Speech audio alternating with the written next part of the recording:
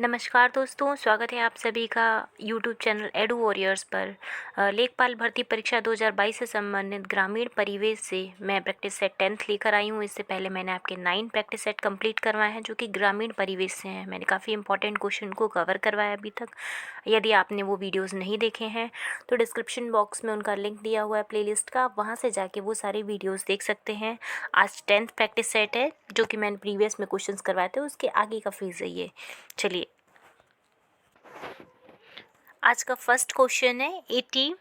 सांस्कृतिक विलंबना के आधार पर सामाजिक परिवर्तन की व्याख्या किसने की है? ए ऑगवर्न ने, बी डेविस ने, सी वॉटोमोर ने या डी जॉनसन ने?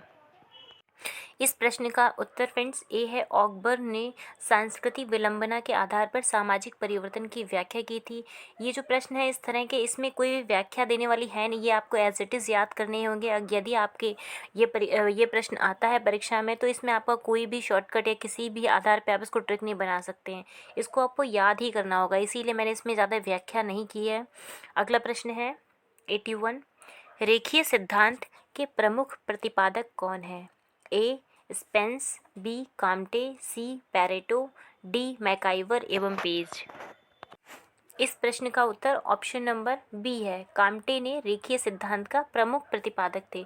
ये प्रश्न महत्वपूर्ण है, इस प्रश्न को आप याद कर लीजिएगा फ्रेंड्स। यदि आपको ये सीरीज़ पसंद आ रही है, क्वेश्चंस आपको अच्छे लग रहे हैं तो आप इस चैनल को सब्सक्राइब करिएगा। और आपके जो भी फ्रेंड्स लेखपाल परीक्षा की तैयारी कर रहे हैं, घर बैठे फ्री में उनको ये तैयारी कर सकते हैं, इसीलिए उनको ये वीडियोज़ आप शेयर करिएगा।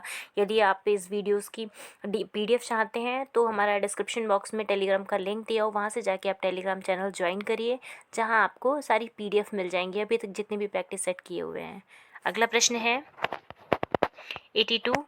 जब परिवर्तन पूर्व निर्धारित लक्ष्य की ओर अथवा हमारी इच्छित दिशा की ओर होता है तो उसे क्या कहा जाता है? ए उद्विकास, बी विकास, सी प्रगति या डी संस्कृतिकरण?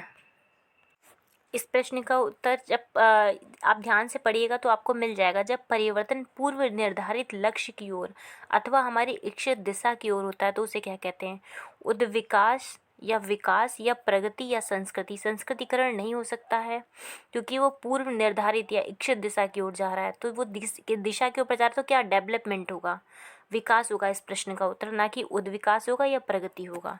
अगला प्रश्न है 83। अगस्त कास्ते ने बौद्धिक विकास के 3 स्तर बताए हैं जिनमें से प्रत्येक समाज गुजरता है। निम्नलिखित में कौन सा स्तर काम्टे ने नहीं बताया है? ए धार्मिक स्तर, बी समाजवादी स्तर, सी तात्विक स्तर या डी वैज्ञानिक स्तर? इस प्रश्न का उत्तर ऑप्शन नंबर सी सही है कि जो तात्विक स्तर होता है वह इन्होंने काम्टे ने नहीं बताया, जबकि धार्मिक स्तर, समाजवादी स्तर और वैज्ञानिक स्तर ये तीनों ही अगस्त काम्टे ने बौद्धिक विकास के स्तर को बताया हुआ है। अगला प्रश्न है 84। समाज विज्ञान के संदर्भ में सामान्य प्रगति के आधार अवधारणा किसने प्रस्तुत की है? ए मैकाइवर, बी कूले, सी मजूमदार या डी थॉमस ने? इस प्रश्न का उत्तर ऑप्शन डी सही है, थॉमस ने समाज विज्ञान के संदर्भ में सामान्य प्रकृति की अवधारणा प्रस्तुत की थी। अगला प्रश्न है 85। सामाजिक संबंधों के विषय में कौन सा तथ्य सही है? ए इनको महसूस किया जा सकता है, बी इनको मापा जा सकता है, सी इनका भौतिक आधार होता है, डी ये अमूर्त होते हैं। तो सामाजिक संबंधों के तथ्य पे आधार इन्होंने पूछा, तो सामाजिक संबंध जो होते हैं वह अमूर्त होते हैं, ठीक है, उनका कोई मूर्त विवरण नहीं होता, वो अमूर्त होते हैं। तो इस प्रश्न का उत्तर ए सही है, ये महसूस किए जा सकते हैं, इनको मापा जा सकता है, ना ही तो ये मापा जा सकता है, ना ही तो इनका कोई भौतिक आधार होता है, ये अमूर्त होते हैं। अगला प्रश्न है 86। सामाजिक संबंधों के लिए एक अनिवार्य दशा है। ऑप्शन इनको मापा जा सकता है, इनका भौतिक आकार होता है या ये अमूर्त होते हैं। तो इस प्रश्न का उत्तर मैं पूर्व में दे चुकी हूँ कि ये अमूर्त होते हैं। प्रश्न का उत्तर है डी। अगला प्रश्न है 86। सामाजिक संबंधों के लिए एक अनिवार्य दशा है। ए भ्रातृत्व, बी समीपता, सी जागरूकता, डी स्थायी संबंध। तो सामाजिक संबंधों के लिए क्या अनिवार्य दशा हो सकती है? आप लोग सोचिए, विचार करिए, उस प्रश्न का उत्तर दीजिए। इस प्रश्न का उत्तर जो है वह जागरूकता होगा। सामाजिक संबंध, जो भी समाज में आप किसी से भी आपके संबंध होते हैं, चाहे वो आपके पड़ोसी हों, चाहे वो कोई भी व्यक्ति हो, तो आप क्या जागरूकता के बिहाफ से ही होते हैं, ना कि इस भ्रातृत्व के। हर कोई आपके भ्रातृत्व नहीं आप स्थापित कर सकते हैं, या समीपता या स्थायी संबंध नहीं स्थापित। कुछ लोग होते हैं, कुछ संबंध, जैसे कि आप मीडिया या आप लोग रोज़ न्यूज़ पढ़ते हैं या अखबार पढ़ते हैं, तो उससे ही आप चीज़ों से संबंध या रिलेट कर लेते हैं एज अ जागरूकता। 87 प्रश्न है, निम्नलिखित में से कौन सा एक समाज है? ए आदिम समाज, बी जटिल समाज, सी विद्यार्थी समाज, या डी सरल समाज। समाज का एक इसमें प्रकार दिया हो तो आपको बताना है कि वह मतलब कौन सा एक समाज है। तो इस प्रश्न का उत्तर आप सभी ने दे दिया होगा, क्योंकि आप सब लोग इससे संबंधित हैं। आदिम समाज नहीं होता है, जटिल समाज जो होता है, लेकिन इसका ये कोई उदाहरण या कुछ मतलब ऐसा नहीं है। लेकिन हाँ, विद्यार्थी समाज होता है। समाज में जितने भी, चाहे वो युवा पीढ़ी, चाहे वो बाल्यावस्था, किसी भी, तो वो एक विद्यार्थी समाज तो होता है, तो वह एक समाज का प्रकार है। सरल या जटिल जो है यह प्रकार नहीं है, ना ही तो आदिम प्रकार है। अगला प्रश्न, ये प्रश्न आपको थोड़े से अटपटे लग रहे होंगे, हालांकि इसी तरह के आपके ग्रामीण परिवेश में 25 नंबर के ग्रामीण परिवेश से आने वाले क्वेश्चन, और आपको इसी तरह से उन सभी प्रश्नों को देखना है। अगर आपको बोरिंग भी लग रहे हैं, कोई नहीं, इसमें आपको इंटरेस्ट जगाना होगा, क्योंकि 25 क्वेश्चंस आप कवर करेंगे, तो इससे आपकी क्या सफलता के आप नज़दीक जाएंगे। तो इसीलिए अगर आपको नहीं ऐसे इंटरेस्ट आ रहा तो इसको आप एज अ ऑडियो सुन लीजिए। आप इसको लगा दीजिए वीडियो को और साइड में रख दीजिए, और आपका कोई भी जो वर्क है उसके साथ साथ आप एक लिसन करेंगे, तो उससे आपकी चीज़ों को थोड़ा बहुत होगा कि हाँ, ये प्रश्न मैंने सुना हुआ, या इस प्रश्न को मैं हल कर सकती हूँ। इस तरह से आप 2-3 बार करेंगे तो आपको ये प्रश्न समझ में आ जाएंगे। अगला प्रश्न है, सामाजिक अंतःक्रिया के लिए सदस्यों में महत्वपूर्ण क्या है? ए निकटता, बी भ्रातृत्व, सी पारस्परिक जागरूकता, या डी स्थायी संबंध। प्रश्न का उत्तर ऑप्शन नंबर ए सही है। जो निकटता है वह सामाजिक अंतःक्रिया के लिए एक महत्वपूर्ण है। 89 प्रश्न है, किसने कहा कस्बा एक नगरीय व्यवस्थापन के रूप में परिभाषित किया जा सकता है जो पर्याप्त आयामों के ग्रामीण क्षेत्र पर आधिपत्य रखता है? ए मेयर, बी कोहन, सी रेडजेल, या डी बर्गल। इस प्रश्न का उत्तर ऑप्शन नंबर डी सही है, बर्गल। बर्गल को आप एज अ बर्गर भी आप याद कर सकते हैं, कहने को कि जो बर्गल हैं उन्होंने कहा था कि कस्बा एक नगरीय व्यवस्थापन के रूप में परिभाषित किया जा सकता है। तो याद करने की आपकी कोई भी ट्रिक आप अपने हिसाब से लगा सकते हैं, जिससे आपको ईजिली चीज़ों को याद कर पाएँ। अगला प्रश्न है, ये 3 तत्व, एक प्रकृति पर प्रत्यक्ष निर्भरता, बी सीमित आकार, एवं 3 घनिष्ठ और प्राथमिक संबंध किस समुदाय से संबंधित हैं? ए ग्रामीण समुदाय से, बी नगरीय समुदाय से, सी कस्बा से, या डी महानगर से। तो जैसे कि आप ये तीनों एक बार दोबारा पढ़ेंगे तो आपको समझ में, जैसे जो प्रकृति है प्रत्यक्ष निर्भरता, तो ऐसा जो है शहरों में पॉसिबल नहीं है, नगरीय या महानगर या कस्बा में पॉसिबल नहीं है, क्योंकि प्रकृति पे पूर्णतः वे प्रत्यक्ष रूप से निर्भर नहीं होते, वे अप्रत्यक्ष रूप से निर्भर होते हैं। और सीमित आकार एवं घनिष्ठ और प्राथमिक संबंध, प्राथमिक क्षेत्र क्या होता है, मतलब हमारी जो ग्रामीण या फिर कृषि से संबंधित, इससे संबंधित हो समुदाय, तो वह कौन सा समुदाय हो सकता है? वह आपका ग्रामीण समुदाय हो सकता है। अगला प्रश्न है 91, यह कथन किसका है? जिन बृहद क्षेत्रों में लगभग सभी या अधिकांश महत्वपूर्ण मानवीय हितों की संतुष्टि हो जाती है उनको ग्रामीण समुदाय मान लेने के लिए समाजशास्त्र के बीच झुकाव बढ़ता जा रहा है? Option A PH Landis, B D Sanderson, C NL Sims, या डी इनमें से कोई नहीं। इस प्रश्न का उत्तर ऑप्शन सी सही है, एनएल सिम्स ने यह कथन कहा है। अगला प्रश्न है 92, निम्नलिखित में क्या ग्रामीण समुदाय की विशेषता नहीं है? ए सीमित आकार एवं घनत्व, बी गतिशीलता, सी प्राथमिक संबंध, या डी एकरूपता। यदि आपने पूर्व में क्वेश्चन को सही से पढ़ा होगा तो इस प्रश्न को आप आसानी से कर पाएंगे। मैंने ग्रामीण समुदाय से जो पूर्व में क्वेश्चन करवाया उसमें आपके 2-3 महत्वपूर्ण बिंदु लिखे होते, जैसे उसमें सीमित आकार एवं घनत्व भी लिखा होता ग्रामीण समुदाय का, तो आपका जो ऑप्शन है ये कट हो गया, क्योंकि ये भी ग्रामीण समुदाय की विशेषता है। तीसरा ये जो सी है प्राथमिक संबंध, ये भी विशेषता है। अब आपको जो ऑप्शन है बी और डी, इनमें से ही हो सकता है, तो आपको ऑप्शन जो है बी वाला सही कि जो गतिशीलता है यह ग्रामीण समुदाय की विशेषता नहीं है, एक रूपता भी है लेकिन गतिशीलता इसकी विशेषता नहीं होती। अगला प्रश्न है 93, ग्रामीण शब्द की व्याख्या में लैंडिस ने निम्न में से किस तत्व की चर्चा नहीं की है? ए प्रकृति पर प्रत्यक्ष निर्भरता, बी सीमित आकार, सी जजमानी व्यवस्था, डी घनिष्ठ और प्राथमिक संबंध। तो आपका जो प्रश्न का उत्तर है वह सी सही है। जो जजमानी व्यवस्था है ना, यह चर्चा नहीं की, जबकि सीमित आकार, प्रकृति पर प्रत्यक्ष निर्भरता और घनिष्ठ प्राथमिक क्षेत्र, ये तीनों पर ही ग्रामीण शब्द में लैंडिस ने व्याख्या की है। अगला प्रश्न है आपका, हर व्यक्ति जानता प्रतीत होता है कि नगर क्या है, परंतु किसी ने इसकी संतोषजनक परिभाषा नहीं दी। यह कथन किसका है? ए ब्रजराज चौहान का, बी आर बियर स्टेट का, सी जे एच विक्टर का, या डी ई वर्गल का। तो इस प्रश्न का उत्तर भी फ्रेंड्स डी ई बर्गर, या आप लोग इसको बर्गर ऐसे याद कर सकते हैं। इस तरह से आप इसकी परिभाषा को पढ़ लीजिएगा। इसकी पीडीएफ मैंने टेलीग्राम लिंक पे सेंड कर दी है, वहाँ से जाके आप इन प्रश्नों को दोबारा अटैम्प्ट कर सकते हैं। अगला प्रश्न है 95, इनकी एक विशिष्ट जीवन शैली और मानसिकता होती है तथा वे सभ्यता के जनक व संवाहक माने जाते हैं। ए ग्रामीण समुदाय, बी कस्बा, सी नगरीय समुदाय, या डी औद्योगिक समुदाय। आपने ये जो लाइन दी है इसमें विशेषता बताई है और ये पूछा ये किससे संबंधित है। तो इस प्रश्न का उत्तर ऑप्शन सी सही हो जाता है। जो नगरीय समुदाय है वहाँ पे क्या एक विशिष्ट जीवन शैली और मानसिकता होती है और वे सभ्यता के जनक व संवाहक माने जाते हैं। वैसे मेरे अनुसार इस प्रश्न का उत्तर ए होना चाहिए, लेकिन इस प्रश्न का जो है ना बुक में उत्तर सी माना गया है। अब देखते हैं।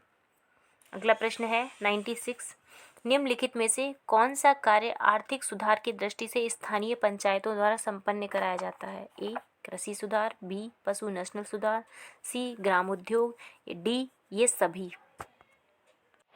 इस प्रश्न का उत्तर जो है वह ऑप्शन डी सही हो जाता है कि जो आर्थिक सुधार की दृष्टि से स्थानीय पंचायतों द्वारा जो कार्य संपन्न वह कृषि सुधार के भी किए जाते हैं, पशु नस्ल सुधार भी किए जाते हैं और ग्राम उद्योग भी किए जाते हैं। ये सभी जो कार्य हैं वह स्थानीय पंचायतों द्वारा संपन्न होते हैं। अगला प्रश्न है 97, भारत में पंचायती राज व्यवस्था का स्वरूप है? ए एक स्तरीय, बी द्विस्तरीय, सी त्रिस्तरीय, या डी इनमें से कोई नहीं। इस प्रश्न का उत्तर आप सभी लोग आसानी से दे सकते हैं। ये प्रश्न कई बार पूछा गया परीक्षा में, तो इस प्रश्न का उत्तर जो है वह ऑप्शन नंबर सी हो जाएगा। त्रिस्तरीय पंचायती राज व्यवस्था भारत में लागू है और इसके जो जनक कौन माने जाते हैं? बलवंत राय मेहता। अगला प्रश्न है 98, स्थानीय एवं प्रशासन से तात्पर्य ऐसे शासन से है जो एक सीमित क्षेत्र के लिए कार्य करता है और हस्तांतरित अधिकारों का प्रयोग करता है। यह परिभाषा किसने दी है? ए GDH कोल ने, बी लॉर्ड ब्राइस ने, सी कार्ल जे फेडरिक ने, डी AD सेक्यूबिले ने। इस प्रश्न का उत्तर ऑप्शन ए सही हो जाता है। जो GDH कोल हैं उन्होंने स्थानीय प्रशासन से की परिभाषा दी है। अगला प्रश्न है 99, स्थानीय संस्थाएं सामान्य कार्यों में नागरिकों का सामान्य हित जागृत करती हैं। ये लोगों को दूसरों के हितार्थ काम करने का प्रशिक्षण ही नहीं प्रदान करती बल्कि उन्हें प्रभावशाली ढंग से अन्यों के साथ कार्य करना भी सिखाती हैं। यह कथन किस विद्वान का है? ए कार्ल जे फेडरिक का, बी लॉर्ड ब्राइस का, सी GDH कोल ने, डी AD सेक्यूबिले ने।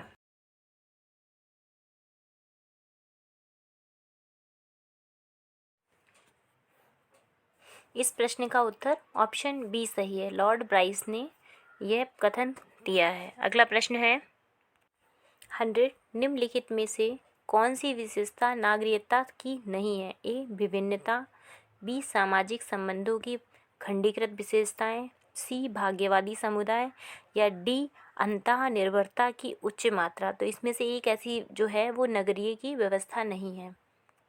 प्रश्न का जो उत्तर है वह आपका ऑप्शन सी सही हो जाता है। जो भाग्यवादी समुदाय है यह नगरीय की व्यवस्था नहीं है, जबकि विभिन्नता भी है, सामाजिक संबंधों का खंडीकृत विशेषता भी है और अंतः निर्भरता की उच्च मात्रा भी है। अगला प्रश्न है 101, निम्नलिखित में कौन सी ग्रामीण जीवन की एक आर्थिक समस्या नहीं है?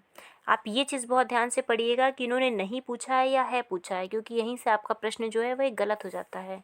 ए जातिवाद, बी साक्षरता, सी निर्धनता, या डी अशिक्षा।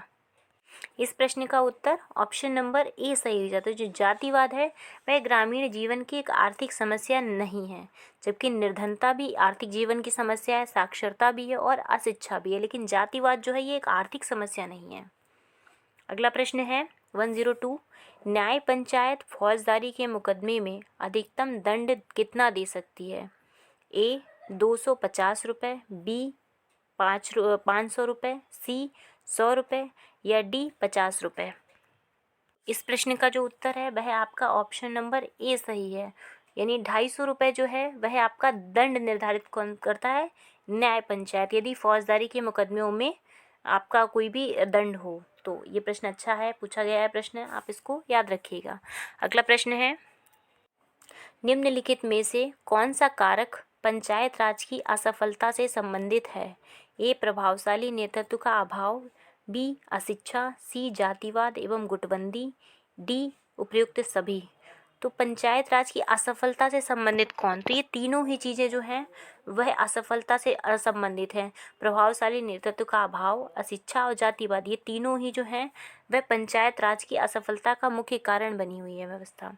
अगला प्रश्न है 104, सही कथन का चुनाव करें। ए भारतीय संस्कृति विश्व की आधुनिकतम संस्कृति है, बी भारतीय संस्कृति स्थिर व जड़ है, सी भारतीय संस्कृति असहिष्णु है या डी भारतीय संस्कृति का मूल आधार अध्यात्मवाद है। तो इन्होंने सबसे जो उचित हो उस कथन का चुनाव करना है। तो जो सबसे उचित कथन है वह आपका ऑप्शन नंबर डी सही है कि जो भारतीय संस्कृति का मूल आधार है वह अध्यात्मवाद है।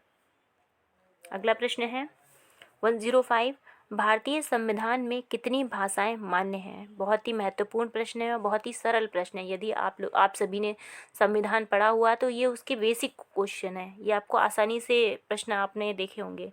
ऑप्शन ए 16, बी 18, सी 20 या डी 22।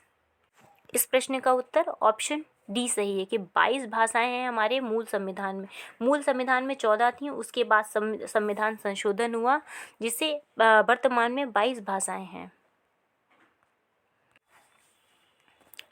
अगला प्रश्न है 106, भाषा विविधता का एक और स्रोत है और उसका योगदान सामूहिक पहचान और संघर्ष दोनों में है। यह कथन किसका है? ए क्लार्क विस्लर का, बी एमजे हॉर्सकोविट्ज का, सी एससी दुबे का या डी इनमें से कोई नहीं। इस प्रश्न का उत्तर ऑप्शन नंबर सी सही है कि जो एससी दुबे हैं उनका यह कथन है। आप इसको पढ़ लीजिएगा, मैं पीडीएफ आपको प्रोवाइड करवा दूंगी। 107 है, हिंदी किसी भाषा परिवार से जुड़ी है। अच्छा प्रश्न है और महत्वपूर्ण, कई परीक्षाओं में पूछा हुआ प्रश्न है ये स्टार, आप इसको कर लीजिए। ए भारतीय आर्य भाषाएं, बी द्रविड़ भाषाएं, सी ऑस्ट्रिक भाषाएं या डी तिब्बती चीनी भाषाएं। तो इस प्रश्न का उत्तर ऑप्शन नंबर ए सही कि भारतीय आर्य भाषाओं से संबंधित हमारी हिंदी भाषा है। यदि आपसे जो तेलुगु, मलयालम या तमिल ये भाषाएं पूछी हैं यह किस परिवार से जुड़ी हैं, तो ये द्राविड़ परिवार से जुड़ी हुई हैं।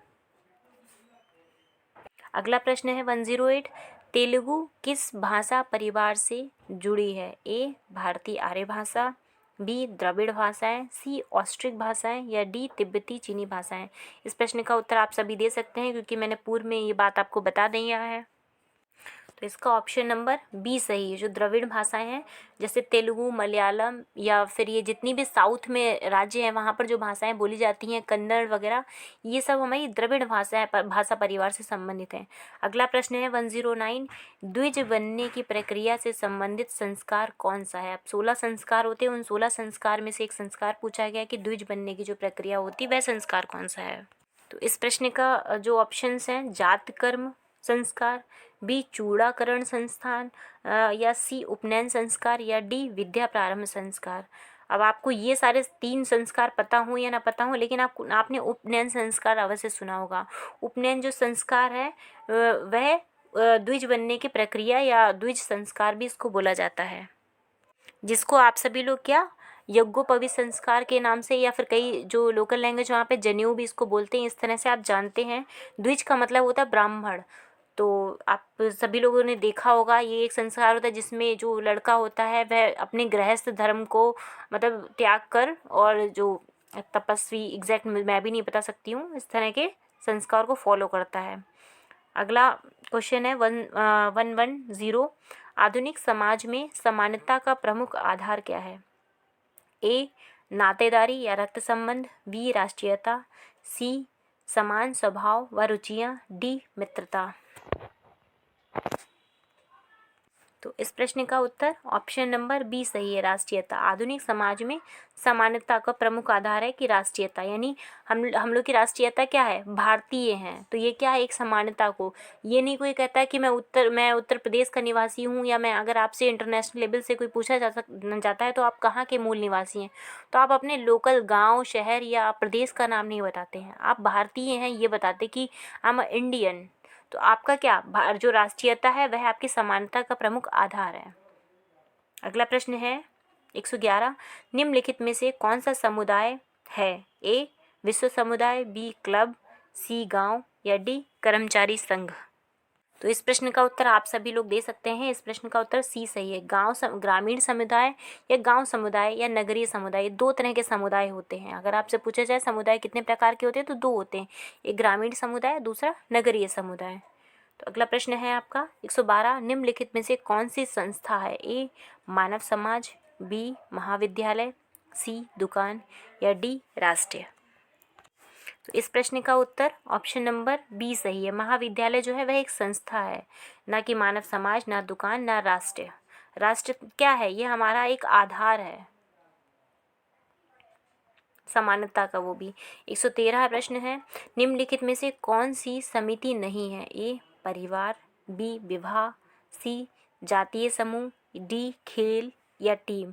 एक समिति नहीं है, इसमें से 3 समितियां हैं लेकिन एक समिति नहीं है। तो इस प्रश्न का जो उत्तर है वह आपका ऑप्शन नंबर बी सही है। जो विवाह है वह एक समिति नहीं है, जबकि परिवार एक समिति है, जातीय समूह एक समिति है, और खेल व टीम भी एक समिति के अंतर्गत ही आते हैं। अगला प्रश्न है 114, समुदाय का आवश्यक तत्व है? ए निश्चित उद्देश्य, बी निश्चित भूभाग, सी अस्थायित्व या अस्थायी, डी निश्चित नियम। तो इस प्रश्न का जो उत्तर है वह आपका ऑप्शन ए सही है कि समुदाय का आवश्यक तत्व है निश्चित उद्देश्य। किसी भी समुदाय का एक निश्चित उद्देश्य होता है, यह उसका आवश्यक एक तत्व है। अगला प्रश्न है प्रश्न नंबर 115, इनमें से क्या जनजाति की विशेषता नहीं है? ए परिवारों का समूह, बी संघर्षीय समूह, सी अंतर्विवाही समूह, या डी क्षेत्रीय समूह। इसमें जनजाति की विशेषता नहीं है। तो इस प्रश्न में जो परिवार का समूह है उसमें भी जनजातीय विशेषता होती है, अंतर्विवाही इसमें भी जनजातीय विशेषता होती है, क्षेत्रीय समूह, लेकिन जो संघर्षीय समूह है इसमें जनजातीय विशेषता नहीं होती है। अगला प्रश्न है 116, किसका मानना है कि जनजातियों का सभ्य समाज से बिल्कुल एकांतीकरण या बिल्कुल सतमीकरण ठीक नहीं है? A GS. Ghurye, B V Elwin, C SC. Dube, D JH. Hutton. इस प्रश्न का उत्तर डी सही है कि जो जे.एच. हटन थे उन्होंने इस सात्मीकरण या एकांतीकरण को जनजातियों के अंतर्गत नहीं माना है। अगला प्रश्न है, किसने कहा है गांव वह नाम है जो प्राचीन कृषकों की स्थापना को साधारणता दर्शाता है? ए कार्वे, बी सिम्स, सी देसाई, डी बर्गल। आंसर इसका बी सही है। जो सिम्स हैं उन्होंने इसको वह गांव व नाम जो प्राचीन कृषकों की स्थापना का साधारणता दर्शाता यह कथन वो कहा है। अगला प्रश्न है 118, निम्नलिखित में से कौन सा कारण ग्रामीणकरण से संबंधित नहीं है?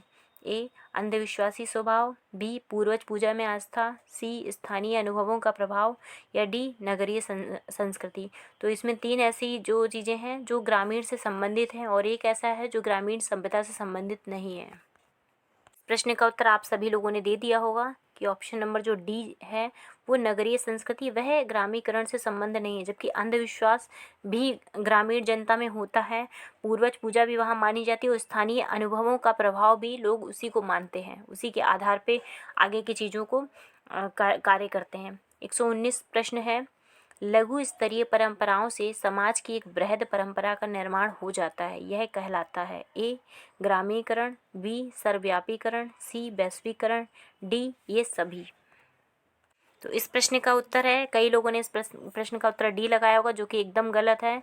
इस प्रश्न का उत्तर ऑप्शन नंबर बी सही है। सर्वव्यापीकरण जो है वह लघु स्तरीय परंपराओं से समाज की एक बृहद परंपरा का निर्माण हो जाता है और उस बृहद परंपरा को सर्वव्यापीकरण कहते हैं। यदि आपको ये प्रश्न अच्छे लग रहे हैं, आपको लग रहा है कि ग्रामीण परिवेश में ये जो प्रश्न है आपके एग्ज़ाम में हेल्प करेंगे आपकी, तो प्लीज़ आप इस चैनल को सब्सक्राइब करिएगा और जो भी आपके फ्रेंड्स और जो ग्रुप हैं स्टडी ग्रुप, वहाँ पे इसको आप शेयर करिएगा जिससे और भी लोगों को मदद मिल सके। अगला प्रश्न है वह अंतिम इस सीरीज़ का अंतिम प्रश्न है। निम्नलिखित में से सर्वव्यापीकरण की विशेषता कौन सी है? ए, लघु व बृहद परंपराओं का समायोजन, बिल्कुल सही है क्योंकि पूर्व में मैंने यही पढ़ा था, तो ये एकदम सही है। बी, लघु परंपराओं बृहद परंपराओं का संशोधित रूप, ये भी सही है। बृहद परंपराओं का धर्म ग्रंथों में उल्लेख, ये भी सही है। या डी, उपयुक्त में से सभी, तो उपयुक्त जो डी है वह इस प्रश्न का उत्तर हो जाता है। ये तीनों ही विशेषताएं सर्वव्यापीकरण की। तो आप सभी लोगों को धन्यवाद। चलिए आज के लिए बस इतना ही। नेक्स्ट सीरीज़ जल्दी ही आप लोगों के लिए लेकर आते हैं। चैनल को सब्सक्राइब करिएगा और इसको शेयर करिएगा, वीडियो को लाइक करिएगा। Thank you.